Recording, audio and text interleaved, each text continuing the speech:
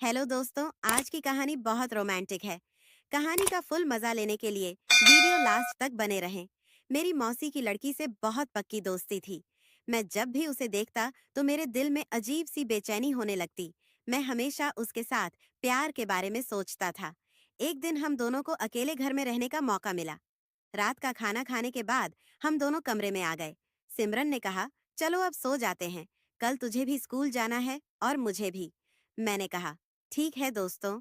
उस वक्त हम लोग घर के मेन गेट के सामने वाली हॉल में ही सोते थे। उधर और भी बहुत सारे लोग अपने गेट के बाहर चारपाई बिछाकर सोते थे। सिमरन एक चारपाई, एक तकिया और दो चादर लेकर आ गई। मैंने कहा, सिमरन, मैं कहाँ पर सोऊंगा? वह बोली, हम दोनों साथ में ही सोएंगे। मैं अलग अलग बेड नहीं कहाँ लेकर आऊंगी। यह सुनते ही मैं तो खुशी के मारे झूम उठा था। सिमरन ने बेड पर एक चादर बिछाई और एक चादर ऊपर उठाने के लिए रख ली। हमारे पास एक ही तकिया था। सिमरन और मैं बेड पर लेट गए। गली में और भी बहुत सारे लोग थे। सिमरन और मैं थोड़ी देर तक बातें करते रहे। कुछ देर बाद सिमरन मेरी तरफ पीट करके सो गई। मैं चुपचाप लेटा रहा। थोड़ी देर बाद मैंने आवाज दी। सिमरन कोई जवाब नहीं दिया। मैंने एक बार फिर से कहा। सिमरन उसने फिर से कोई जवाब न दिया। अब मैं समझ गया था कि सिमरन सो गई है। फिर मैंने धीरे धीरे अपना हाथ सिमरन के हेलो दोस्तों, स्वागत है आप सभी का हमारी एक और रोमांचक जोरदार कहानी में। उम्मीद करती हूँ आपको यह कहानी बहुत पसंद आएगी। दोस्तों, आज की कहानी बहुत ही मजेदार है, इसलिए प्लीज दिल थाम कर सुनिए। मेरा राहुल है। मैं 17 साल का हूँ। मैं उत्तर प्रदेश के कानपुर का रहने वाला हूँ। इस उम्र में हर लड़का चाहता है कि उसे कोई भी प्रेमिका मिल जाए, चाहे वह किसी की भी हो। ठीक ऐसा ही लड़कियों के साथ भी होता है। वह भी प्यार के लिए बेताब रहती है। आज की मेरी इस कहानी की हीरोइन सिमरन है। सिमरन मेरे मौसी की बेटी है। मैं कानपुर शहर का रहने वाला हूँ और मेरे मौसी मौसा भी उसी शहर में रहते थे। उनका घर हमारे घर से 10-15 किलोमीटर की दूरी पर था। मैं उनके परिवार के बारे में थोड़ा सा बता देता हूँ। मेरे मौसी की 2 बेटे और 2 बेटियां हैं। मौसा जी का देहांत हो चुका है। सिमरन सबसे बड़ी थी। सिमरन दीदी बहुत खूबसूरत थी। सिमरन के दोनों भाई दोनों बहनों से बड़े थे। मैं बचपन से ही सिमरन के साथ खेल कूद कर बड़ा हुआ था। यहाँ तक कि मैं और सिमरन के साथ में ही नहाते थे। मैं हर रोज स्कूल खत्म होने के बाद मौसी के घर पर चला जाता। उधर मैं और सिमरन एक दूसरे के साथ खेलते रहते। जब भी मैं सिमरन के साथ नहाता, सिमरन मुझे अपनी गोदी में बिठा लेती और मजे से दोनों के ऊपर पानी डालती थी। मैं बड़ा हुआ तो जैसे कि मैंने आपको बताया कि मेरे मन में कुछ कुछ होने लगा था। उस वक्त सिमरन पूरी तरह जवान हो चुकी थी। मुझे सिमरन बहुत अच्छी लगती थी। मैं जब भी उसको देखता था तो मेरा मन करता था कि सिमरन से बातें करूं। मैं हर दिन सिमरन के बारे में ही सोचता रहता था। वह जब भी रसोई घर में काम कर रही होती तो मैं जानबूझकर सिमरन की मदद करने के बहाने रसोई घर में चला जाता था और घर के कामों में उनकी मदद करता था।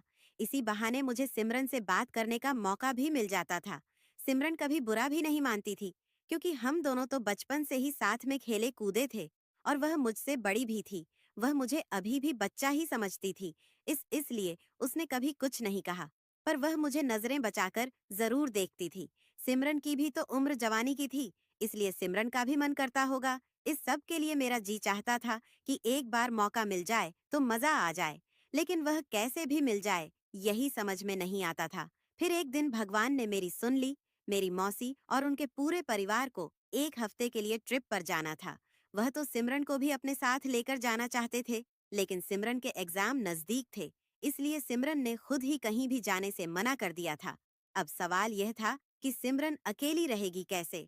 बहुत सोचने के बाद मेरी मौसी ने मेरी मम्मी से कहा कि रवि को कुछ दिनों के लिए सिमरन के पास रहना पड़ेगा। यह सुनते ही मैं तो बहुत ज्यादा खुश हो गया। मुझे लगा भगवान ने मेरी सुन ली है। मम्मी ने मुझसे पूछा कि तू सिमरन के साथ रहेगा 1 हफ्ते के लिए? तब मैंने कहा, रह लूंगा। इस बात से मेरी मौसी भी काफी खुश हो गई थी कि चलो अब रवि सिमरन के साथ रहेगा। अगले ही दिन वह सब लोग चले गए। मैं भी अगले दिन स्कूल से सीधा सिमरन के पास पहुंच गया। सिमरन ने मेरे लिए और अपने लिए खाना बनाया था। हम दोनों ने खाना खाया और मैंने सिमरन के रसोई घर के काम में मदद की। शाम को हम लोग टीवी देखने लगे थे और मैं सिमरन एक ही सोफे पर आराम से बैठकर मूवी देख रहे थे। अचानक से सिमरन की नजर मेरे ऊपर गई और वह मुझे देखने लगी। मैंने भी यह बात नोटिस कर ली थी। सिमरन ने दोबारा से अपना ध्यान टीवी स्क्रीन पर लगा लिया। लेकिन वह बार बार मुझको ही देख रही थी। थोड़ी देर बाद मूवी में एक सीन आ गया। ये सीन देखकर मेरा और भी ज्यादा बुरा हाल हो गया था और मैं उठकर जाने लगा। तब सिमरन ने कहा, रवि कहाँ जा रहे हो? क्या हुआ तुम्हें? मैंने कहा, सिमरन मैं किचन में पानी पीने जा रहा हूँ। सिमरन ने कहा, क्यों? क्या हुआ? तू बैठ, मैं लेकर आती हूँ। वह मुझे ही देखती हुई किचन में चली गई। थोड़ी देर में सिमरन मेरे लिए और अपने लिए पानी लेकर आ गई। मैंने कहा, सिमरन ये चैनल चेंज करें। क्या? सिमरन ने कहा, क्यों? मुझे तो यही मूवी बहुत अच्छी लग रही है। अब मैं चुपचाप खामोशी से बैठ गया और मूवी देखने लगा। मेरा तो बहुत बुरा हाल हो रहा था और सिमरन उस सीन को बड़े ध्यान से देख रही थी। वह उस सीन को बहुत एंजॉय कर रही थी। इस तरह से मूवी थोड़ी देर में ही खत्म हो गई। मूवी देखते देखते रात के 11 बज गए थे। अब सिमरन ने कहा, अच्छा अब मैं खाना बना लेती हूँ, फिर हम खाना खाकर सो जाएंगे। सिमरन ने खाना बनाया और हम दोनों ने मिलकर साथ में खाना खाया। खाना खाने के बाद मैंने झूठे बर्तन किचन में रखवा दिए। मैं सिमरन की मदद की। मैं और सिमरन एक पास में खड़े होकर काम कर रहे थे। यह सब मुझे बहुत अच्छा लग रहा था। तभी शिल्पा ने कहा, अच्छा तू जा, मैं बाकी का काम निपटा लूंगी। मैंने कहा, नहीं, मैं आपके साथ यहीं पर खड़ा रहूंगा। मैं और सिमरन बर्तन धोने लगे थे। मैं सिमरन के पीछे खड़ा हो गया और इधर उधर की बातें करने लगा। बात करते करते मैं सिमरन के ठीक पीछे खड़ा था। सिमरन ने कुछ महसूस किया तो वह थोड़ा सा आगे को हो गई, लेकिन उसने कहा, कुछ नहीं, बस। वह अपना काम करती रही। काम खत्म होने के बाद हम दोनों कमरे में आ गए। सिमरन ने कहा, चलो सो जाते हैं, कल तुमको भी स्कूल जाना है और मुझे भी। मैंने कहा, ठीक है दोस्तों। उस वक्त हम लोग घर के मेन गेट के सामने वाली हॉल में ही सोते थे। उधर और भी बहुत सारे लोग अपने गेट के बाहर चारपाई लगाकर सोते थे। सिमरन एक चारपाई, एक तकिया और दो चादर लेकर आ गई। मैंने कहा, मैं कहाँ पर सोऊंगा? वह बोली, हम दोनों साथ में ही सोएंगे, मैं अलग अलग चारपाई नहीं लाऊंगी। ये सुनते ही मैं तो खुशी के मारे झूम उठा था। सिमरन ने चारपाई पर एक चादर बिछाई और एक चादर ऊपर उड़ने के लिए रख ली। हमारे पास सिर्फ एक ही तकिया था। सिमरन और मैं चारपाई पर लेट गए। गली में और भी बहुत सारे लोग थे।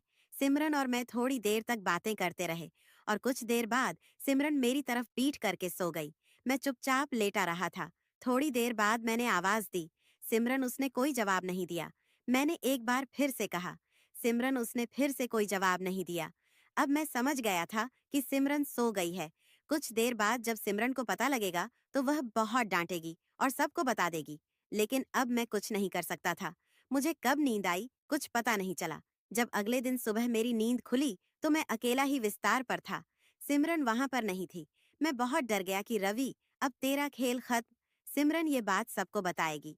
जब मैं उठकर अंदर गया तब सिमरन किचन में कुछ काम कर रही थी। मैं बहुत डरा हुआ था। सिमरन ने मेरे आने की आहट सुनी तो उसने पलट कर मुझे देखा पर कुछ नहीं बोली। इससे मैं और भी ज्यादा डर गया, लेकिन मैंने हिम्मत करके सिमरन से बात करने की कोशिश की। मैंने थोड़ा डरते हुए कहा, गुड मॉर्निंग। सिमरन पर उसने कोई जवाब नहीं दिया। मैंने दोबारा से कहा, हाय सिमरन। इस बार सिमरन ने कुछ बनावटी गुस्से से कहा, रवि, मुझे तुझसे कोई बात नहीं करनी है। मैंने डरते हुए कहा, क्यों, क्या हुआ? सिमरन बोली, तू कितना मतलबी है। मैं बोला, मैं कुछ समझा ही नहीं। सिमरन बोली, हाँ, कितना अनजान बन रहा है, जैसे तुझे कुछ पता ही नहीं है। मैं बोला, सिमरन, मैं सच में कुछ नहीं समझ पा रहा हूँ, तुम क्या कहना चाहती हो? सिमरन बोली, अच्छा, बच्चू अपना काम बनता और भाड़ में जाए जनता। अब तो मैं बहुत ज्यादा डर गया था। मुझे लगा कि सिमरन को मेरी रात की हरकतों के बारे में सब पता चल गया है। मुझे लग रहा था जैसे मैं अभी रो पड़ूंगा। फिर भी मैं अनजान बनते हुए कहने लगा, मुझे कुछ समझ नहीं आ रहा है सिमरन। तुम्हें जो भी कहना है साफ साफ कहो ना। शिल्पा बोली, तू रात को इतनी गहरी नींद में सोता है कि तुझे कितना भी जगाओ तू जागता ही नहीं है। अब मैं थोड़ा रिलैक्स होते हुए बोला, तुमने मुझे रात को जगाने की कोशिश की थी। सिमरन बोली, तो और क्या, आधी रात तक तो मैं जागती रही। मुझे मच्छर काट रहे थे और जब मुश्किल से नींद आई तो ठंड लगने लगी। मैं बोला, तो सिमरन, आप मेरे साथ चादर में आ जाती ना। सिमरन बोली, अच्छा रवि, सारी चादर को तो तूने कस के ऐसे पकड़ा हुआ था जैसे वह चादर ना हो बल्कि तेरी बीवी हो। मैंने चादर खींचने की कोशिश की थी लेकिन तू छोड़ता तब ना। फिर मैंने सोचा कि चल तुझे लेकर अंदर चली जाती हूँ और दोनों अंदर ही सो जाएंगे। लेकिन तू महाराज उठा नहीं। मैं रात को अकेले ही अंदर आकर सो गई। पता है मुझे कितना डर लग रहा था। तुझे तो कोई फिक्र ही नहीं।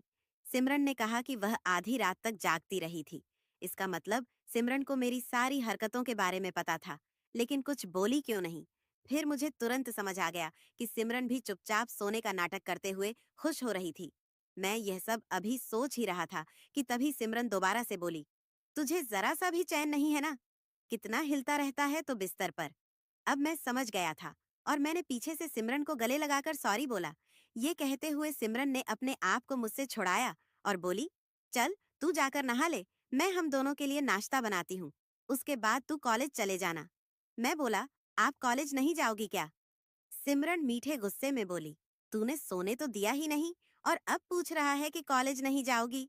मैं बोला, आप ही नहला दो ना, जैसे बचपन में नहला तो थी। सिमरन बोली, जी नहीं, अब तू बड़ा हो गया है, खुद ही जाकर नहा ले, तौलिया बेड पर रखा है। मैं तौलिया लेकर बाथरूम में चला गया।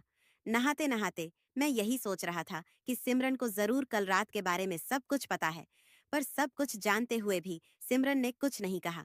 इसका मतलब तो यही हुआ कि सिमरन भी रात को खुश हो रही थी और सोने का नाटक कर रही थी। कुछ देर बाद मैं नाश्ता करके कॉलेज चला गया। दोपहर को जब मैं कॉलेज से घर आया तो सिमरन किचन में हम दोनों के लिए खाना बना रही थी।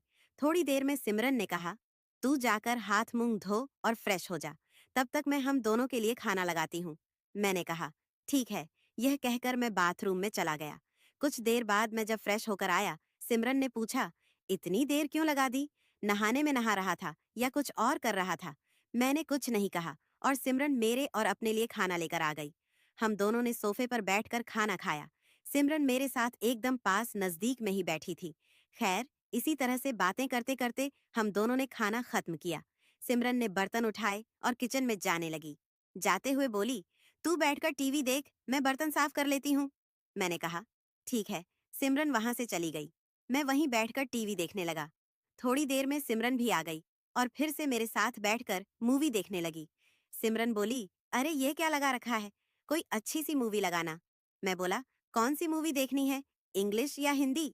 सिमरन बोली, कोई इंग्लिश मूवी लगाना। मैंने एक इंग्लिश मूवी लगा दी। मैं और शिल्पा मूवी देखने लगे। दोस्तों, आप सभी को तो पता ही होगा कि इंग्लिश मूवी में किस तरह के सीन होते हैं। इसी तरह मूवी देखते देखते अचानक थोड़ी देर में इस तरह का सीन शुरू हो गया जिसमें हीरो हीरोइन को प्यार कर रहा था। सीन देखकर मेरी तो हालत खराब होने लगी थी। सिमरन का भी कुछ ऐसा ही हाल था। वह बड़े ध्यान से देख रही थी। तभी अचानक लाइट चली गई और मेरा सारा मजा खराब हो गया। फिर हम दोनों ने थोड़ी देर तक इंतजार किया कि शायद लाइट आ जाए और हम वापस से फिर से मूवी चालू कर पाए, लेकिन लाइट ही नहीं आई। मुझे पता ही न चला कि कब मुझे नींद आ गई। जब थोड़ी देर में नींद खुली तो मैंने देखा कि लाइट आ चुकी थी और सिमरन भी वहीं मेरे साथ बगल में सोई हुई थी। थोड़ी देर बाद शिल्पा की भी नींद खुल गई। वह एकदम से चौंक गई और उसने जल्दी से अपने स्कर्ट को नीचे कर लिया। वो बोली, चल, मैं किचन में जा रही हूँ खाना बनाने। यह कहकर वह तो चली गई और मैं वहीं बैठकर सोचने लगा कि मेरी दाल आखिर कब गलेगी। इसी तरह रात हो गई और हम दोनों ने एक साथ डिनर किया। मैंने और सिमरन ने बर्तन धोए और फिर सोने की तैयारी करने लगे। सिमरन ने कहा, आज हम बाहर नहीं बल्कि घर के अंदर ही सोएंगे। मैंने अंदर ही अंदर खुश होते हुए कहा, ठीक है। सिमरन बर्तन बाहर किया मैंने और सिमरन ने बर्तन धोए और फिर सोने की तैयारी करने लगे। शिल्पा ने कहा, आज हम बाहर नहीं बल्कि घर के अंदर ही सोएंगे। मैंने अंदर ही अंदर खुश होते हुए कहा, ठीक है। सिमरन, बाहर तो मच्छर ठीक से सोने भी नहीं देते। मैंने अपने मन में सोच लिया था कि अगर आज सिमरन ने पहल नहीं की तो दोस्तों, कहानी जारी रहेगी कि आगे कहानी में क्या होता है। यह जानने के लिए हमारे रोमांटिक सुविचार कहानियाँ चैनल को सब्सक्राइब कर लीजिए। धन्यवाद।